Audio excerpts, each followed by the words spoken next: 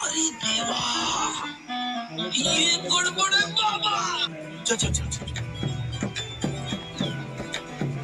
अरे बहन जी, कौन है? हाँ भाई साहब। आप ही ने मुझे कॉल किया था। अरे हाँ भाई साहब, मैंने ही आपको कॉल किया था। हाँ तो फिर बताइए आपको क्या बनवाना है। अरे भाई साहब, मुझे ये कूलर बनवानी थी, आप आकर देख लीजिए। अच्छा ठीक है। बाबू भैया से डायरेक्ट बाबू, तेरा तो गेम बचाना पड़ेगा। भाई यहाँ पे क्या हो रहा है?